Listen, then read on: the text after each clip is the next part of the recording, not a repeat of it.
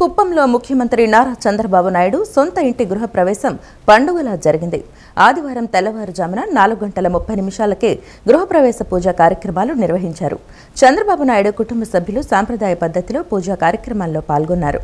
ఈ సందర్భంగా ముఖ్యమంత్రి సతీమణి నారా భువనేశ్వరి, ఆమె తనయుడు మంత్రి లోకేష్ సోషల్ మీడియా వేదికగా ట్వీట్ చేశారు.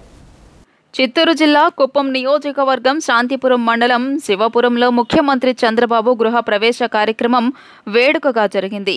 నూతనంగా నిర్మించిన ఇంట్లోకి చంద్రబాబు, భువనేశ్వరి దంపతులు వెళ్లారు. ఈ కార్యక్రమంలో లోకేష్ దంపతులు పాల్గొన్నారు. ఈ సందర్భంగా ఇవాళ ఉదయం 5 గంటలకు పాలు పొంగించి ప్రత్యేక పూజలు నిర్వహించారు.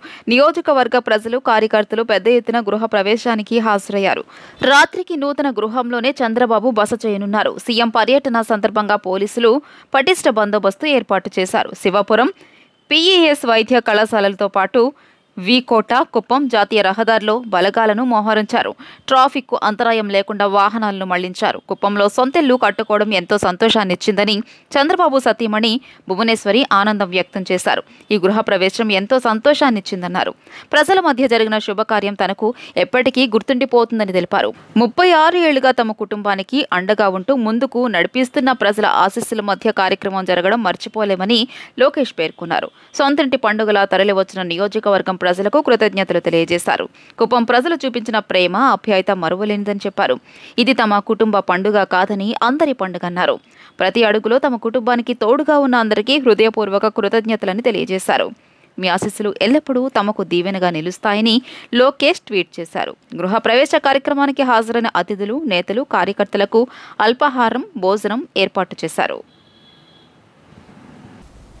బ్లాక్ బర్లీ పొగాకు రైతులకు ప్రభుత్వం అండగా ఉంటుందని, చివరి ఆకు వరకు కొంటామని మంత్రి అచ్చెన్నాయుడు హామీ భరోసా ఇచ్చారు.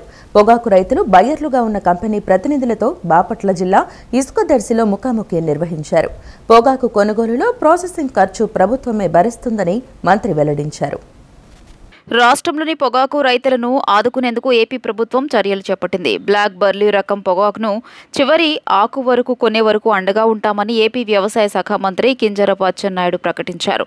పొగాకు రైతులు, కంపెనీల ప్రతినిధులతో అచ్చెన్నాయుడు సమావేశమయ్యారు. ఈ సందర్భంగా పొగాకు కొనుగోలులో ప్రభుత్వం నిర్ణయించిన ధరలను అమలు చేయాలని పొగాకు కంపెనీల ప్రతినిధులకు అచ్చెన్నాయుడు సూచించారు. సరైన మద్దతు ధరకు పొగాకు పంటను కొనుగోలు చేయాలని పొగాకు కంపెనీల ప్రతినిధులకు సూచించారు. పొగాకు రైతుల సమస్యల పరిష్కారానికి కూటమి ప్రభుత్వం కట్టుబడి ఉందని, బ్లాక్ బర్లీ పొగాకును పూర్తిగా కొనుగోలు చేసే వరకు ప్రభుత్వం అండగా ఉంటుందని భరోసా ఇచ్చారు. మరోవైపు బ్లాక్ బర్లీ పొగాకును 2 గ్రేడ్లతో కొనుగోలు చేస్తామని మంత్రి అచ్చెన్నాయుడు తెలియజేశారు. లో గ్రేడ్ రకాన్ని క్వింటా 6,000 రూపాయలకు, కామన్ వెరైటీ క్వింటా ధర 12,000 రూపాయలకు కొనుగోలు చేసేలా ధరలు నిర్ణయించినట్లు మంత్రి వివరించారు. అంతర్జాతీయ మార్కెట్ ధరలలో ఎక్కువ తక్కువ ఉన్నప్పటికీ ప్రభుత్వం నిర్ణయించిన ధరకు కొనుగోలు చేయాలని పొగాకు కంపెనీలకు సూచించారు. అలాగే పొగాకు కొనుగోలులో ప్రాసెసింగ్ ఖర్చును ప్రభుత్వమే భరిస్తోందని పొగాకు కంపెనీల ప్రతినిధులకు మంత్రి అచ్చెన్నాయుడు హామీ ఇచ్చారు. పొగాకు కొనుగోళ్ల కోసం 6 సబ్ కమిటీలను ఏర్పాటు చేశామని, అవసరమైతే మార్క్ ఫెడ్ ద్వారా కూడా బ్లాక్ బర్లీ పొగాకు కొనుగోలు జరుపుతామని మంత్రి ప్రకటించారు. పొగాకు కంపెనీల వద్ద తగినంత సిబ్బంది లేకపోతే ప్రభుత్వ సిబ్బందిని నియమిస్తామని, వేర్ హౌసింగ్ గోడౌన్లను వినియోగించేలా చర్యలు తీసుకుంటామని వివరించారు. మీరు తప్పనిసరిగా బాధ్యత తీసుకోండి. మళ్ళీ మీతో మా ప్రిన్సిపల్ సెక్రటరీ గారు రేపు ఎల్లుండో కూర్చుంటారు. మీకు ఒక టార్గెట్ ఇస్తారు. ఆ టార్గెట్ మీరు ఫుల్ఫిల్ చేయాలి. ప్రభుత్వం నుంచి కూడా ఎంతవరకు సహకరించాలో అంతవరకు సహకరిస్తాం. తప్పనిసరిగా రేపటి నుంచి కొనుగోళ్లు ప్రారంభించాలి. అది కూడా నిబంధనలు పెట్టి రైతు తీసుకొస్తే ఇది లో గ్రేడ్ అని, ఇది పనికిరాలని 10 సార్లు తిప్పడం కాదు. ఎమ్మెల్యే గారు చెప్పినట్టుగా గ్రేడులు లేవు, 2 గ్రేడ్లు, ఒకటి క్వాలిటీ గ్రేడు, ఒకటి లో గ్రేడు. ఇప్పటికే ముఖ్యమంత్రి గారు మీ అందరితో మాట్లాడిన తర్వాత నాకైతే ఇష్టం లేదు, 15,000 అనుకున్నాను. కానీ వాళ్ళు కూడా కొనే పరిస్థితి లేదు. అలాగని చెప్పి పేగ మీద కత్తి పెడితే పూర్తిగా కొనకపోతే చాలా అవస్థలు వస్తాయి, రైతుకి నష్టం జరగవచ్చు. అంతర్జాతీయ యోగా దినోత్సవ వేడుకలకు విశాఖ వేదిక కావడం మనందరికీ గర్వకారణమని హోంమంత్రి వంగలపూడి అనిత అన్నారు. యోగా వేడుకలపై కలెక్టరేట్లో సమీక్ష నిర్వహించిన అనంతరం విలేకరులతో ఆమె మాట్లాడుతూ ప్రతి ఒక్కరూ ఇది తమ కార్యక్రమంగా భావించాలని కోరారు. విశాఖ నగరం అంతర్జాతీయ రికార్డుల్లో నమోదయ్యేందుకు ప్రతి ఒక్కరూ కృషి చేయాలన్నారు. విశాఖపట్నం వేదికగా కేంద్ర రాష్ట్ర ప్రభుత్వాలు అత్యంత ప్రతిష్టాత్మకంగా నిర్వహించి తలపెట్టిన అంతర్జాతీయ యోగా దినోత్సవ వేడుకలు అట్టహాసంగా జరగనున్నాయి. ఈ కార్యక్రమాన్ని విజయవంతం చేయాలని, గత రికార్డులను తిరగరాసేలా నిర్వహించాలని జిల్లా ఇన్ఛార్జి మంత్రి డోలా శ్రీ బాల వీరాంజనేయ స్వామి, రాష్ట్ర హోంమంత్రి వంగలపూడి అనిత అధికారులకు స్పష్టమైన దిశానిర్దేశం చేశారు.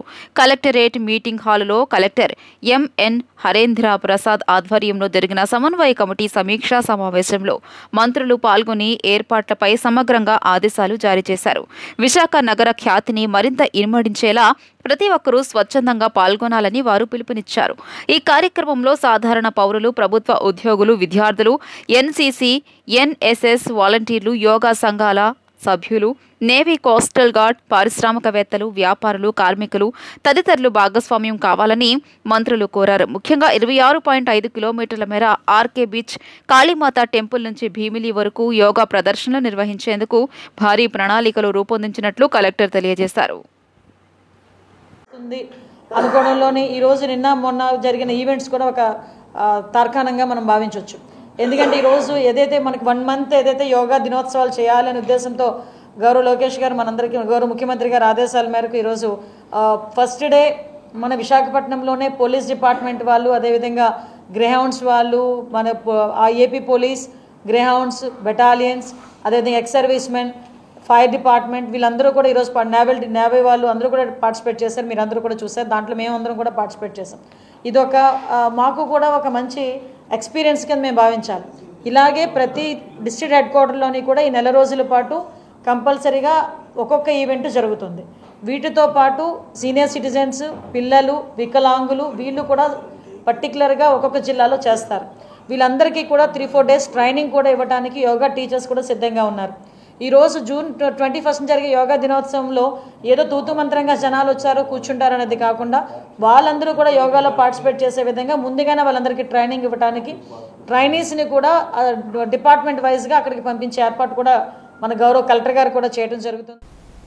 వికసిత భారత్ 2047కి ఆంధ్రప్రదేశ్ వాటాగా $2,40,000 కోట్ల జీఎస్డీపీ సమకూర్చాలని లక్ష్యంగా పెట్టుకున్నట్లు సీఎం చంద్రబాబు వెల్లడించారు. ఇందుకోసం చతుర్ముఖ వ్యూహం అనుసరించనున్నట్లు నీతి ఆయోగ్ 10వ పాలక మండలి సమావేశంలో వివరించారు. తూర్పు తీరాన్ని ఆధారంగా చేసుకుని రాష్ట్రాన్ని ఆగ్నేయాసియా ముఖద్వారంగా మారుస్తామని ప్రకటించారు. ఇంటికొక పారిశ్రామికవేత్తను తయారు చేయాలని లక్ష్యంగా పెట్టుకున్నట్లు వెల్లడించారు. వికసిత్ భారత్ 2047కి ఆంధ్రప్రదేశ్ వాటాగా 2047 కల్లా $2.4 లక్షల కోట్ల జీఎస్డీపీ సమకూర్చాలని లక్ష్యంగా పెట్టుకున్నట్లు సీఎం చంద్రబాబు వెల్లడించారు. ఏపీలోని మానవ వనరులు, సహజ వనరుల అనుకూలతను ఉపయోగించుకుని వచ్చే 22 సంవత్సరాల్లో దాదాపు 15% వరకు వార్షిక వృద్ధి రేటు సాధిస్తామని చంద్రబాబు వివరించారు. ఢిల్లీలో ప్రధాని మోదీ అధ్యక్షతన జరిగిన నీతి ఆయోగ్ 10వ పాలక మండలి సమావేశంలో స్వర్ణాంధ్ర వికసిత్ భారత్ 2047 పై బ్లూ ప్రింట్ను ముఖ్యమంత్రి ప్రదర్శించారు. రాష్ట్ర తలసరి ఆదాయాన్ని $42,000 తీసుకెళ్లాలని లక్ష్యంగా పెట్టుకున్నామని చెప్పారు. పట్టణ, గ్రామీణ ప్రాంతాల మధ్య అంతరాన్ని తగ్గించేందుకు ద్వితీయ, తృతీయ శ్రేణి నగరాలను గతిశీలంగా తయారు చేయాలన్నది తమ సంకల్పమని ఆయన తెలియజేశారు. నైపుణ్యవంతమైన మానవ వనరులు ఏపీ ప్రధాన బలమని సీఎం వెల్లడించారు.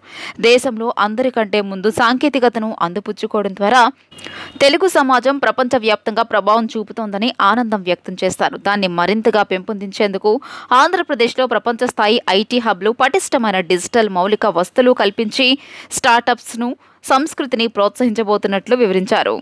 ఏపీలో గత 5 సంవత్సరాల పాలన రాష్ట్రానికి ఒక పీడకలగా మారిందని చంద్రబాబు పేర్కొన్నారు. విభజిత ఆంధ్రప్రదేశ్లో తొలి 5 ఏళ్ల నాటి అభివృద్ధి ఊపును ఆ తర్వాతి 5 ఏళ్ల పాలన దెబ్బతీసిందని ఆవేదన వ్యక్తం చేశారు. గత పాలకుల హయాంలో ట్యాక్స్, జీఎస్డీపీ నిష్పత్తి కనిష్ట స్థాయికి పడిపోయినట్లు చెప్పారు. సేవారంగం పూర్తిగా నష్టపోయిందని, ఆదాయ మార్గాలు కుచించుకుపోయాయని తెలియజేశారు. రాష్ట్రానికి జరిగిన నష్టాన్ని భర్తీ చేయడానికి సర్వీస్ సెక్టర్ను ప్రోత్సహించాలని నిర్ణయించినట్లు వివరించారు. రాష్ట్రం విడిపోయిన తొలి 5 సంవత్సరాల్లో సేవారంగం వాటా 44% ఉండగా 2023-24 నాటికి 42%కి పడిపోయిందని వాపోయారు. దీన్ని 2047-2048 నాటికి 51%కి తీసుకెళ్లాలనే లక్ష్యంగా నిర్దేశించుకున్నామని తెలియజేశారు. వైసీపీ ప్రభుత్వాన్ని ప్రజలు చీకొట్టినా కొందరు అధికారుల్లో ఇంకా మార్పు రావడం లేదని వ్రాప్తాడు ఎమ్మెల్యే పరిటాల సునీత అన్నారు. సత్యసాయి జిల్లా పుట్టపర్తిలో నిర్వహించిన మినీ మహానాడులో మంత్రి సవితతో కలిసి సునీత పాల్గొన్నారు. వైసీపీ కండువాలు కప్పుకున్న అధికారులు ఇకనైనా మారాలన్నారు.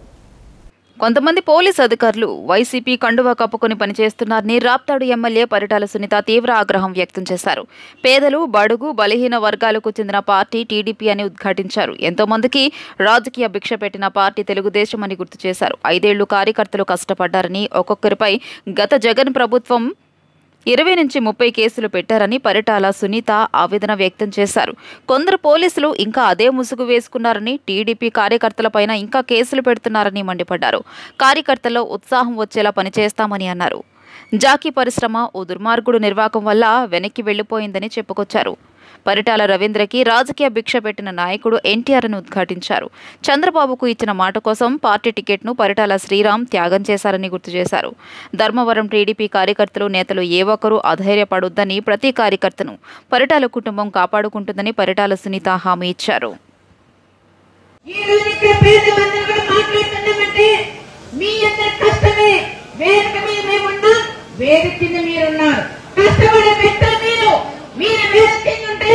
మేమిక్కడ పైనుండే పరిస్థితులు కూడా ఏర్పడినాయి. ఈ కష్టమంతా మీదే కూడా నేను చెప్తున్నాం. ప్రతి ఒక్క కార్యకర్త 5 సంవత్సరాలు కష్టపడినారు. ఎన్ని కేసులు పెట్టారు? మేము 20 పెట్టాం, 40 పెట్టామని మా లీడర్ మేము చెప్పుకునేదానికన్నా మా కార్యకర్తలు ఒక్కొక్కరి మీద 20-30 కేసులు వైఎస్ఆర్ ప్రభుత్వం కూడా పెట్టించారు. ఆ రోజు ఎమ్మెల్యేలు, వైఎస్ఆర్ ఎమ్మెల్యేలుగా ఉండేవాళ్ళు ఏదో చిన్న చీమ కొట్టిందన్నా వెంటనే పోలీసులు చెప్పి అతి దారుణంగా కూడా కేసులు పెట్టించారు ఆ రోజు. కానీ ఈ రోజు కేసులు పెట్టాలంటే పోలీస్ డిపార్ట్మెంట్ కూడా భయపడే పరిస్థితులు ఈ రోజు కూడా ఉన్నాయి. పోలీసులు కూడా ఒక్కసారి తెలుసుకోండి. నేను అందరినీ అనను, కొంతమంది కూడా చెప్తున్నాం ఇంకా ముసుగులోనే ఉన్నారు. ఆ ముసుగు కూడా మీరు కూడా తొలగించాలని ఆ సోదరులు కూడా నేను తెలియజేస్తున్నాం.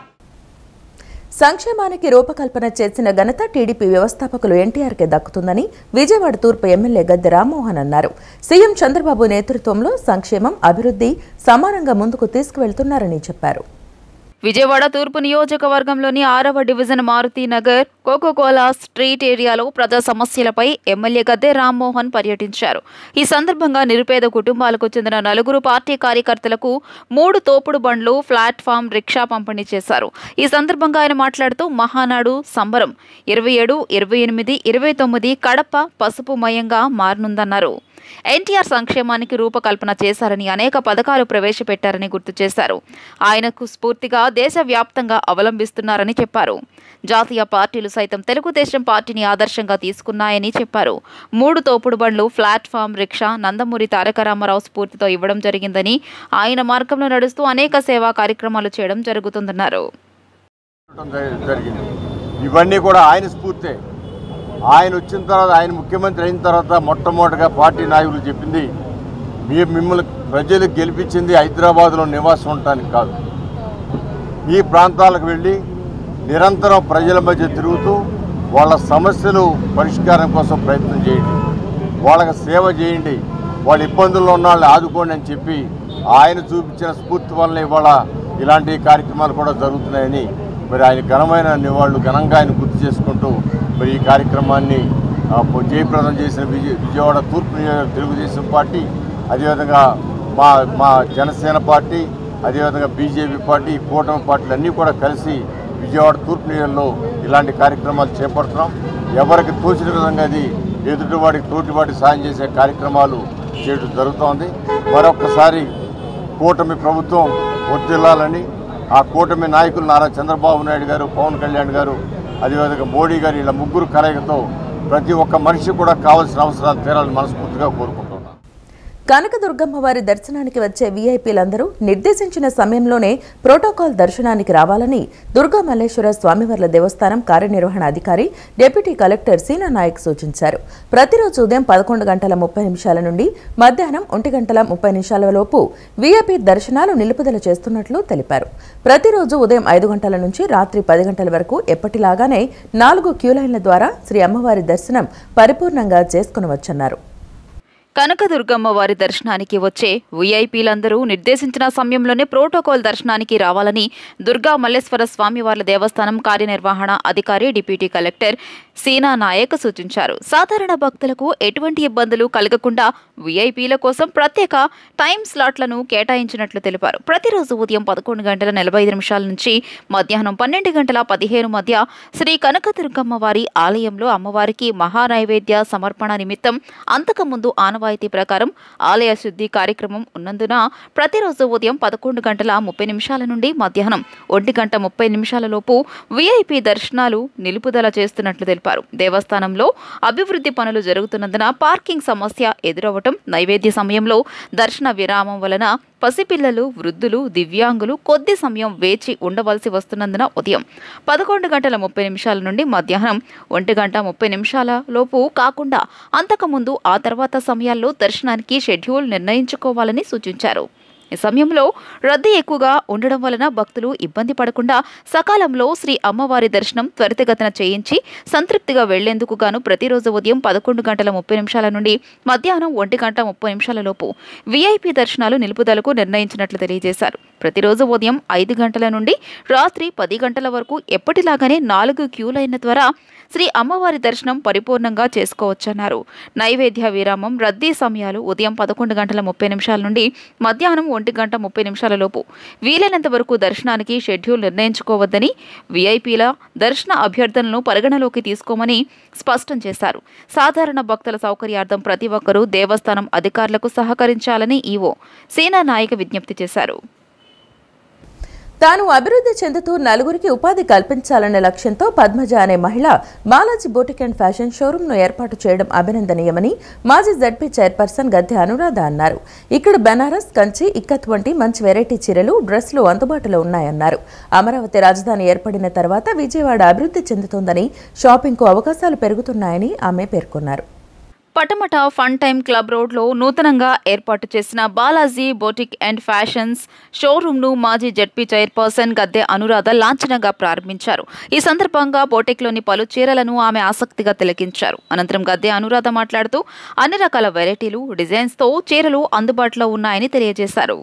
బెనారస్, కంచి, ఇక్కత్ వంటి చీరలు, డ్రెస్లు ఉన్నాయని పేర్కొన్నారు. పద్మజ ఈ బొటిక్ను ఏర్పాటు చేయడం అభినందనీయమని అన్నారు. అమరావతి రాజధాని ఏర్పడిన తర్వాత విజయవాడకు జనాల సంఖ్య పెరిగిందని తెలిపారు.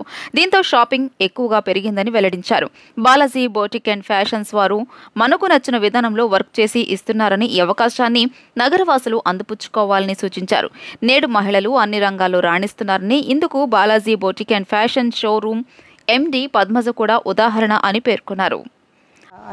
అన్ని వెరైటీస్, లెనిన్, అన్ని క్లాతుల్లో కూడా ఇటు సారీస్ కానీ, అటు డ్రెస్సెస్ కానివ్వండి, ఇటు చిన్నపిల్లలకి చక్కటి చిన్ని లంగాలు, ఇలా మంచి ఆర్ట్తో ఇవాళ మహిళలు ఎన్ని రకాల డిజైన్స్ని ప్రొడ్యూస్ చేసి వాళ్ళని వాళ్ళు ఆవిష్కరించుకుంటున్నారో.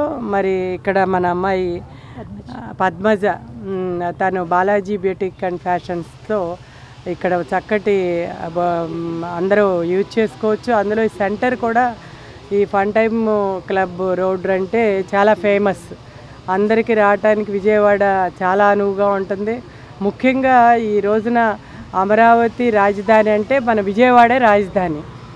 విజయవాడకి చాలామంది ఈ రోజున ఫ్లోటింగ్ అనేది పెరిగింది, మనందరం చూస్తున్నాం. అనంతరం కార్పొరేటర్ దేవినేని అపర్ణ మాట్లాడుతూ తాము ఎదగాలనుకునే క్రమంలో నలుగురు ఉపాధి చూపించే లక్ష్యంతో ఈ షోరూంను ఏర్పాటు చేయడం ముదావహమన్నారు. ఫన్ టైమ్స్ రోడ్డు కూడా ఎంతో అభివృద్ధి చెందుతుందని ఆమె తెలియజేశారు.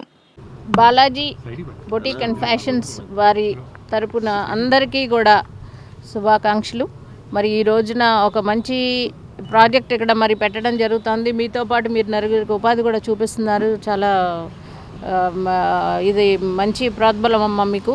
ఈ ఫన్ టైమ్స్ రోడ్ అనేది కూడా అందరికీ అందుబాటులో ఉండి ఇప్పుడు మరి మేడం చెప్పినట్టు అన్ని రకాలుగా మీరు ఇక్కడ ఇవన్నీ ఫెసిలిటేట్ చేయటం కూడా మంచి దూరం వెళ్ళకోకుండా అన్నీ ఒకే చోట అందుబాటులో ఉండటం, మరి రకరకాల ఫ్యాషనబుల్గా కూడా మీరు డిజైనింగ్ ఎంబ్రాయిడరీ కూడా చేపిస్తున్నారు. ఇది మరి అందరికీ అందుబాటులో ఉండే రకంగా కూడా మీరు రేట్లు అన్నీ కూడా పెట్టడం జరిగింది. అనంతరం పద్మజ మాట్లాడుతూ మహిళలకు ఉపాధి కల్పించాలనే లక్ష్యంతో బాలాజీ బొటిక్ అండ్ ఫ్యాషన్ షోరూమ్ను ప్రారంభించామని చెప్పారు. తమ షోరూంలో మహిళలకు సంబంధించిన అన్ని రకాల డ్రెస్లు, చీరలు అందుబాటులో ఉంటాయన్నారు. ప్రతిరోజు డ్రా ఉంటుందని, అలాగే డిస్కౌంట్స్, ఆఫర్లు అందుబాటులో ఉన్నాయని వివరించారు. బాలాజీ బూటిక్ అండ్ ఫ్యాషన్స్ అనేది నాకు కొంచెం ప్యాషన్ అండి. ఇలా చేయాలి, నలుగురికి ఉపాధి కల్పించాలి అనేది.